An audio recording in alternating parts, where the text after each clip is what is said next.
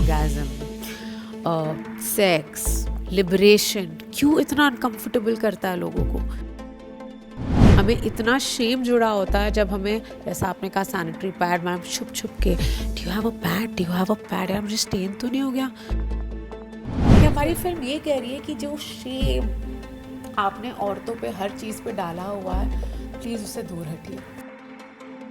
Biology class में teachers ही शर्मा जाती है कि सेक्स कैसे होता है, जैसे होता है वैसे समझाइए ना। सेक्स, पीरियड्स, ऑर्गेज़म, ये तीनों शब्द अगर एक लड़की बोलती है तो हाय तौबा हो जाती है मोहल्लों में। लेकिन जब एक अंकल जी अपनी बनियान उठाकर मोहल्ले के हाल चाल लेते हैं तो कहा जाता है कोई बात नहीं, चचा ज़रा बाहर निकले हैं घूमने के लिए। वो पूरा अंग प्रदर्शन करते हैं और उस पर कोई बात भी नहीं करता। हमारी भी शायद हमारी आँखों की भी आदत हो गई है, क्योंकि हमने अपने घर में या आसपास ऐसा देखा है। आप सिर्फ हाई सोसाइटीज़ में मत जाइए, वहाँ पर भी ये चीज़ें हैं, लेकिन दबे छिपे तरह से दिख जाएंगी। अब बात इस तरह की मैं शब्दों की क्यों कर रही हूँ या इन मुद्दों पे क्यों हो रही है, क्योंकि एक फ़िल्म आई है जिसका टाइटल ही हम दिल से कहना चाहते हैं, थैंक यू फॉर कमिंग। और हमारे साथ है भूमि, जिन्होंने ऐसे बहुत सारे टैबूज़ बॉलीवुड में फ़िल्मों के आने के साथ साथ तोड़े हैं। आपने हमें मैम वो मुद्दे दिए हैं जिन पे हम चुपचाप बात करते हैं, जिन पे हम खुल के बोलते ही नहीं। मैंने जो 3 वर्ड्स बोले उसमें मैं शुरुआत पीरियड से करूँगी। आपकी फिल्में उस पर हैं, पीरियड्स है, इस पर फिल्में आती हैं, नो डाउट पहले भी आई हैं, आपकी फ़िल्मों में आई। उसके अलावा फ़िल्मों में ऐसे सीन भी आते हैं। लेकिन आज भी इस बारे में अगर मैं खुद शायद अपने ऑफिस में या अपने घर में ईजिली नहीं बोल सकती सैनिटरी पैड है क्या, तो ये कब जाएगा, ये क्यों नहीं टूट रहा? आई थिंक मैम ये तभी जाएगा जब ये जो एक पेट्रियार्कल सोसाइटी, जो एक पुरुष प्रधान समाज जो हमने बनाया हुआ है, जब ये सोच कहीं ना कहीं इक्वालिटी की तरफ बढ़ेगी। देखिए नियम किसने बनाए, नियम आपने और मैंने तो नहीं बनाया, क्योंकि आपको और मुझे तो पीरियड्स होते हैं, हमें पता है हमें कितनी परेशानी ढोनी होती है। हमें इतना शेम जुड़ा होता है जब हमें, जैसा आपने कहा सैनिटरी पैड, मैम छुप छुप के do you have a pad, do you have a pad, यार मुझे स्टेन तो नहीं हो गया। मतलब ये मैंने तो कि मतलब भगवान ने मुझे ऐसा बनाया ना, भगवान ने इसलिए बनाया ताकि मैं आगे बच्चे कर सकूं। तो इसमें शेम की इतनी क्या बड़ी बात है। ये रूल किसने बनाया? ये मर्दों ने बनाया, क्योंकि उन्हें समझ ही नहीं आता। जितनी भी सोशल कंडीशनिंग है वो जनरेशन पहले वहीं से शुरू हुई है ना। जैसे कि आपने जो बाकी शब्द भी कहे, ऑर्गेज़म, सेक्स, लिबरेशन क्यों इतना अनकंफर्टेबल करता है लोगों को।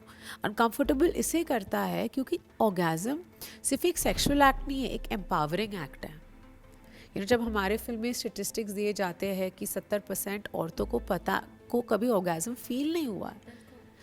ज़्यादातर देखिए कोई भी सेक्सुअल एक्ट के साथ ना, ज़्यादातर महिलाओं का जो एक्सपीरियंस है वो इतना ख़राब रहा है ना। वो या तो फिज़िकल अब्यूज़ हो, वो वायलेंस हो, या जिन के साथ ये नहीं हुआ है उनको ये एक प्लेजरेबल एक्ट नहीं लगता, क्योंकि उनको गिल्टी फील लगता है कि अगर उनको एक्चुअली को पता ही नहीं कि उनको इससे प्लेजर आना चाहिए।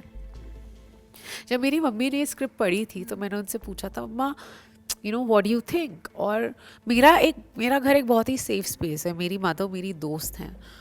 तो उन्होंने कहा, बेटा I did not know like many other women that I'm supposed to derive pleasure out of this. And I was like, but you're such a progressive woman. She's like, yes. और उन्हें ये line मैं verbatim बोली, उन्होंने कहा हाँ, लेकिन क्या होता है ना, ज़्यादातर औरतों के लिए ड्यूटी हो जाती है, जैसे हमें रोटी बना के देनी है ना। तो कहीं ना कहीं मैं heart broke, and she is a very progressive empowered woman, that's why we are like this. लेकिन कहीं ना मैं दिल में कहा हाँ यार, तो जब ये आपके लिए एक ड्यूटी, एक रिस्पॉन्सिबिलिटी, जैसे साफ सफाई करना हो, तो ये कैसा लगता होगा। It's to do it, it's literally being forced upon you. खैर ये तो मैं एक बहुत ही डीप चीज़ में पहुंच गई हूँ, लेकिन मोटा मोटा अगर आप हमारी फिल्म भी देख लीजिए, लोग क्यों घबराते हैं एक ऐसी औरत से। सॉरी यार, मैं अपने पास ही लेके रख गई, आई एम रोली, मुझे पता नहीं कैसे करूँ। No it's okay. आप जो भी बात कर रहे हो कि ये लड़कियां जो आप कह रहे हो फिल्म है, उस पर ये फिल्म आने के बाद ना हाय तौबा इसीलिए पूरी सोसाइटी में मच गई है कि ये क्या लड़कियां हैं, ये छोटे कपड़े भी पहन रही हैं, ये अच्छा ये दारू भी पी रही हैं और खुलेआम पार्टी भी कर रही हैं, क्योंकि ये सारे राइट्स तो लड़कों के हैं ना। और वो करेंगे तो ये अरे ये तो चिल कूल डूड है, वो साउंड करता है, ये वही है। अब वो फिल्म आती है, इसके पहले जब वीरे दी वेडिंग लेके आई रिया, तब भी यही था, ये कैसी लड़कियां हैं। जब ट्रेलर आया करीना के पास दो लड़के डांस कर रहे थे, वो गाना आते ही लोगों की आंखें ये कैसा गाना है। अच्छा, लड़के के पास दो लड़कियां अभी तक होती थी, वो उन्हें टॉलरेट था, नहीं ये ग्लैमर है, ज़रूरी होता है। जब लड़के उस जगह पे आ गए, वो फिर ट्रेलर, वो टीज़र, वो गाने खलने लग जाते हैं। बात आप ऑर्गेज़म की कर रहे हो, तो एक ऑर्गेज़म का गैप है बहुत ज़्यादा। और मेरा जो मैंने समझा है, या मुझे एक सवाल भी आपसे है भूमि, कि जो ऑर्गेज़म है, अगर एक फ़ीमेल इसके लिए बोलती भी है अपने पार्टनर से भी, तो आपको नहीं लगता कि ये ईगो पे आ जाएगा, उसका अपना खुद का रिश्ता ख़राब शुरू हो जाएगा? देखिए, डर यही होता है ना, बिकॉज ये सिर्फ औरतों की नहीं, लड़कों की भी प्रॉब्लम, बिकॉज हमने मर्दानगी पे भी बहुत ज़्यादा प्रेशर डाला हुआ है ना, कि परफॉर्मेंस प्रेशर, आप रो नहीं सकते, आप वीकनेस नहीं दिखा सकते। तो कहीं ना कहीं ये भी स्टैंडर्ड्स जो सोसाइटी ने बनाए हैं, जिनका जाना ज़रूरी है। और आप बिल्कुल सही कह रही है, बहुत बार आपका पार्टनर ये फीडबैक ले नहीं सकता, क्योंकि उसको पता ही नहीं कि उसको भी प्लेजर देना है, क्योंकि उनको लगता है ये उनका हक है ना, कि ये मांग कैसे रही है ये चीज़। और देखिए, औरतों ने ना सालों साल, जनरेशन थ्रू जनरेशन हमारे हक के लिए लड़े हैं। एजुकेशन हो, हेल्थ केयर हो, बहुत, और लड़ाई तो भी बहुत लंबी है। राइट टू वोट हो, ये भी आपका एक राइट है। महिला आरक्षण बिल आने के बाद भी यही हुआ। एग्जैक्टली कहना है कि आखिर ये आरक्षण चाहिए क्यों, तो फिर किसी ने आया, इवन जया बच्चन जी का बयान आया इस पर, कि हम महिलाओं को क्या आरक्षण देने के बाद ही यहाँ सब होगा। तो एक फ़ीमेल ही, कहते हैं ना, एक फ़ीमेल को आप, वो ज़रूरी है एक्चुअली, क्योंकि हमारी आवाज़ नहीं सुनी जा रही। और जो बात अभी ऑर्गेज़म की, आई थिंक एक लेडी अगर कह भी देना फ्रेंडशिप में कि नहीं मुझे फ़ील हुआ, आई थिंक वो मेल के ईगो में आ जाएगी बात, और वो गैप बना रहेगा। और मुझे सबसे दूसरी जो वजह लगती है शायद, ये जो सेक्स एजुकेशन को बिगाड़ने वाली, वो है पॉर्न फिल्में। वो जो ड्रीमी दिखाते हैं उसमें, वो सारी चीज़ें आई थिंक बहुत गलत तरह से एजुकेट करती हैं। सही एजुकेशन तो बहुत छोटी परसेंटेज में पहुंची है, और वो एजुकेशन इतनी तेज़ी से चुपचाप सब कंज्यूम कर रहे हैं, और उनको पता भी नहीं कि वो गलत एजुकेशन कितना बिगाड़ रही है। तो आपको लगता है कि पॉर्न फिल्म्स इसमें बहुत ज़्यादा हाथ करती हैं? यार, मुझे क्या लगता है ना, कि हम एक ऐसी चीज़ के बारे में बात कर रहे हैं जो हमारे देश में अलाउड ही नहीं है ना, तो उसके ऊपर तो हम क्या ही कमेंट करेंगे। जो चीज़ अलाउड है, जो हमारा एजुकेशन सिस्टम है, हमें उसे स्ट्रॉन्ग बनाने की ज़रूरत है, राइट। अगर हम अभी भी बायोलॉजी क्लास में टीचर्स ही शर्मा जाती है कि सेक्स कैसे होता है, जैसे होता है वैसे समझाइए ना। आपने उस पर इतना क्यों आपने टैबू बना रखा है। औरतें अपनी पूरी शर्म, अपनी पूरी रिस्पॉन्सिबिलिटी, ना कि अपनी पूरी दुनिया की अपनी शरीर में बांध के रखती, क्योंकि हमने इतना उन पर ढोया है ना। जैसे कि जैसा आप कह रही थी, जब हमारी फिल्म का ट्रेलर आया, या जब हमने प्रमोशन शुरू किए, सब छोड़ के लोग यही देख रहे थे कि हमने कितने छोटे कपड़े पहने हैं। आपकी क्या प्रॉब्लम है ना। मैं तो बार बार कहती हूँ, मेरे कपड़े छोटे नहीं, आपकी सोच छोटी है। आप जब संसद गई साड़ी पहन के, तब भी इशू था, ओ पहुंच गई सती सावित्रियां। अरे हद हो गई भाई, आप चाहते क्या हो, मतलब आप जो चाहते हो मैं वही करो, अगर मैंने वो नहीं किया तो मुझ में कोई गलती है, मुझ में कोई खामी है। और जैसे कि आपने पहले भी बिल्कुल आपने सही कहा कि क्यों औरतें नहीं शराब पी सकती, औरतें नहीं पार्टी कर सकती क्या। अगर मैं ये चीज़ें करती हूँ, मेरे में संस्कार नहीं, मेरे में बहुत संस्कार है। I am a self made educated independent woman, जो अपने पैसों से करती है जो करती है। और मैं सिर्फ अपने लिए नहीं, मैं अपने आसपास के मेरे इकोसिस्टम को भी स्ट्रॉन्ग करती हूँ, बिकॉज मैं ये चीज़ें करती हूँ। उसका ये मतलब नहीं कि मेरे में कोई कमी है। आप पिक्चरें देख लीजिए, ठीक है, आप अपने, क्या होता है एक आइडल हीरो, ओके, जो आप दिखाते हो, आता है बाइक पे या फास्ट कार में, हाथ में सिगरेट, दूसरे हाथ में शराब का ग्लास, आसपास लड़कियां आ रही हैं, लड़कियों के साथ बदतमीजी कर रहा है, चलते फिरते गाने में किसी लड़की के पिछवाड़े पे उसने मार दिया, या कभी दुपट्टा छीन लिया। ये आपकी हीरो की डेफिनेशन है, ओके। लेकिन अगर लड़की यही चीज़ करे, ठीक है, तो आपको बड़ी दिक्कत हो जाती है। क्यों, किसने डिसाइड किया ये रूल्स? तो रूल्स इक्वल रखो फिर।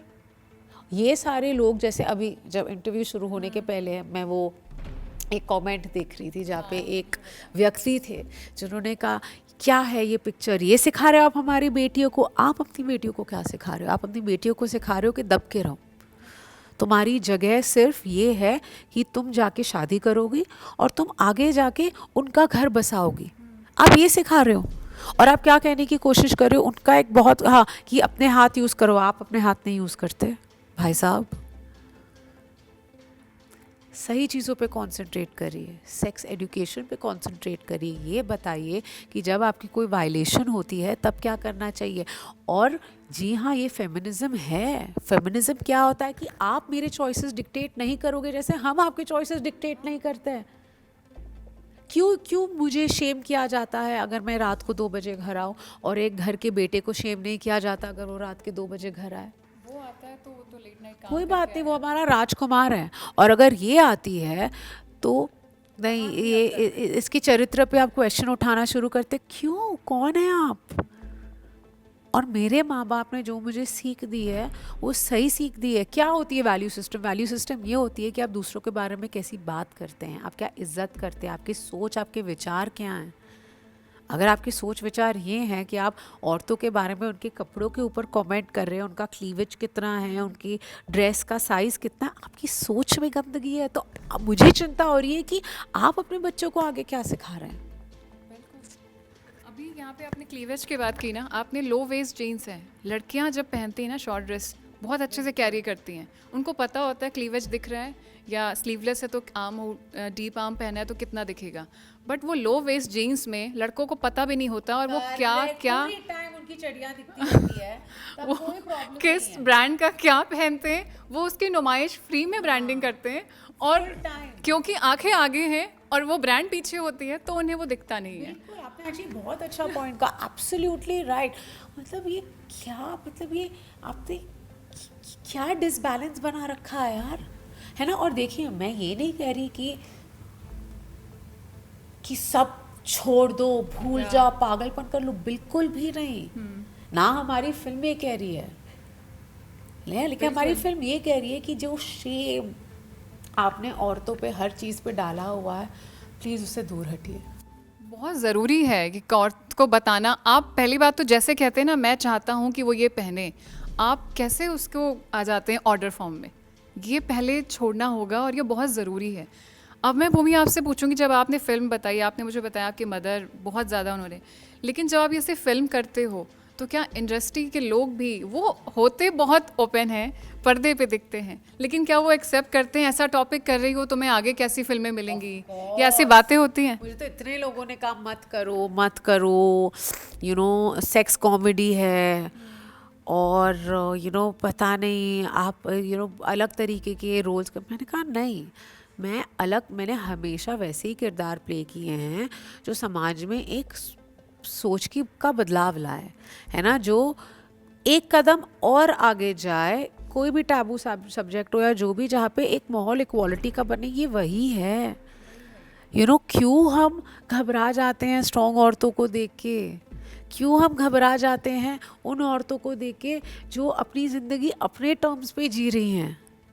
सबसे ज़्यादा तो हम उन औरतों को देख के घबराते हैं जिनकी फिजिक अच्छी है, जिनके कपड़े अच्छे हैं वो पहने हुए हैं। अच्छा, ये तो फिर कहीं क्या ही है, स्लट शेम बहुत आसान है। फेवरेट टॉपिक है। मैं आपको बता दूं, मैं कुछ कर लूं, मेरे कमेंट्स में कचरा आएगा ही आएगा। तो अब मैं हो गई हूँ थिक स्किन। मैंने कहा अब तुम भाड़ में जाओ, मैं वही करूँगी जो मुझे करना है ना। बस हम परेशान हो गए हैं यार, है ना। और देखिए, ये एक, and I'm again saying this, ये एक men वर्सेस वुमेन कॉन्वर्जेशन है, ये एक औरत वर्सेस आदमी की कॉन्वर्जेशन। मैं बहुत आदमियों को जानती हूँ जिनकी सोच मेरी जैसी है, लेकिन उनका परसेंटेज कम है। हमें परसेंटेज और बड़ा करना है। और ये जो, जैसे ये अंकल थे जिनकी हमने अभी वीडियो देखी, इन अंकल की सोच वाली लोगों का परसेंटेज हमें कम करना है। इन्हीं अंकल का शायद वीडियो के बाद ही मुझे जिक्र याद आया, क्योंकि ऐसे बहुत से सीन हम देखते हैं कि लोग खड़े होंगे, उनकी शर्ट ऊपर है, बाल ऐसे ऐसे हो रहे हैं और वो सिर्फ नज़ारा देख रहे हैं आज मौसम कैसा है। हाँ, दैट्स ओके। आप अपनी मतलब हाँ, आपने वेयर ऑल करके खड़े हैं और आप चलती पट्टी यंग लड़कियों को ताड़ रहे हैं, उसमें कोई प्रॉब्लम नहीं है। हाँ, क्योंकि उनको मालूम ही नहीं कि उन्होंने कब अंग प्रदर्शन जो वो लिखते हैं नीचे कितने कपड़े कम पहनोगी, उनको पता ही नहीं होता। कब वो पीछे की अपनी अंडरवेयर के ब्रांड बता देते हैं, कब वो अपना पेट दिखा देते हैं। ठीक है, आपको गर्मी लग रही है, लेकिन आप जब लड़कियां वो पहन रही हैं तो आपको कहाँ की तकलीफ हो रही है और क्यों हो रही है? बिल्कुल। और मैं देखिए एक सिंपल चीज़ कहती हूँ, और ये ना, ये एडुकेटेड लोगों की भी ये सोच है ना। हमें लगता है कि ये सिर्फ एक सर्टन सामाजिक सेक्शन की सोच है, बिल्कुल नहीं। ये जो कमेंट्स, जैसे ये अंकल कमेंट्स दे रहे, ये कमेंट्स मेरे आसपास के लोगों ने भी दिए और मैं शॉक्ड थी। मैंने कहा आप ये बात कैसे कर सकते हैं, है ना। मतलब मुझ में सब्सटेंस नहीं है, मतलब मैं संस्कारी नहीं हूँ, बिकॉज मैं तो वो सारी ये चीज़ें करती हूँ, है ना। और मुझे इन सब चीज़ों के बारे में बहुत नॉलेज है, और क्यों नहीं होनी चाहिए। और सबसे बड़ी बात, जब आप और बाकी फिल्में कर रही थी, बड़े देसी लुक के साथ कर रही थी, तो क्या उन्होंने वो सारे मैसेज ऑब्जर्व कर लिए? उन्होंने अपने घर जाके पूछा कि मैं सिगरेट नहीं पीऊंगा, जो अक्षय सर का ऐड भी है, कहता है कि नहीं सैनिटरी पैड लेके घर आऊंगा। आपने भूमि से तब वो क्यों नहीं सीखा? तो आपको आज यहाँ पे क्यों दिक्कत हो रही है कि भूमि आज पॉर्न पे बात कर रही है, ऑर्गेज्म पे बात कर रही है? Correct, what a point you said, absolutely right है। मैं अपने आगे के इंटरव्यूज में भी यूज़ करूँगी। या श्योर। फिलहाल भूमि, बहुत मज़ा आया मुझे बात करके आपसे। और ये मुद्दे जब आते हैं तो मैं कहूँगी आप लोग तो हमें पर्दे पे आते हैं, आपको नहीं पता पीछे कितने लोगों को आप ऐसे जान दे जाते हैं कि वो बोल सकते हैं, पीरियड्स पे बात हो सकती है, और अब खुलेआम हम बात कर सकते हैं, कह सकते हैं। और हमारे साथ हमारे बहुत मेल कोलीग भी होते हैं जो उसके लिए ईजी हमें कंफर्टेबल फील कराते हैं। मैं उनको स्पेशली थैंक यू बोलना चाहूँगी। मैं भी उन सब मर्दों को थैंक यू बोलना चाहूँगी कि आप हमारी लड़ाई का हिस्सा हैं, है ना। इक्वालिटी तभी आएगी जब जब जितने भी जेंडर्स है, दोनों क्या, अब तो जितने भी जेंडर्स है वो इस लड़ाई का हिस्सा बने, और हम एक ऐसा समाज क्रिएट करें आने वाली पीढ़ियों के लिए जहाँ पे इतनी बायसेस ना हो। देखिए एक लास्ट चीज़ कहना चाहूँगी, जब कोई भी सेक्सुअल असॉल्ट किसी औरत पे होता है, पूरी एम्बैरेसमेंट, पूरी शर्म उस पे आती है, उस आदमी पे नहीं आती जिसने घिनौना काम किया। उसका रेप हुआ है ये कहा जाता है। करेक्ट। किसने किया है ये बहुत बात की बात होती है। करेक्ट, है ना। हम इतना उस औरत को ख़त्म कर देते हैं कि उसकी क्यों हमें लगता है कि उसकी ज़िंदगी वहाँ ख़त्म।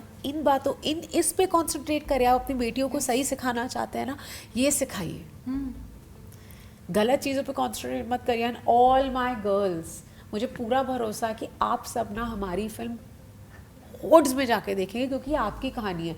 If you feel you are not heard, if you feel कि बहुत चीज़ें जो आप कह नहीं पाते, ये फिल्म आपके लिए है, क्योंकि ये फिल्म वो सारी चीज़ें कहने का ज़रिया है आपके लिए। जाइए अपने फैमिली के साथ, I am telling you it will bring a change, क्योंकि ये फिल्म मेरा एक ज़रिया है, मुझे बहुत चीज़ें समाज को कहनी, ये फिल्म वो ज़रिया है मेरे लिए। तो थैंक यू भूमि, पहले तो थैंक यू फॉर कमिंग और थैंक यू इतनी अच्छी बातचीत के लिए।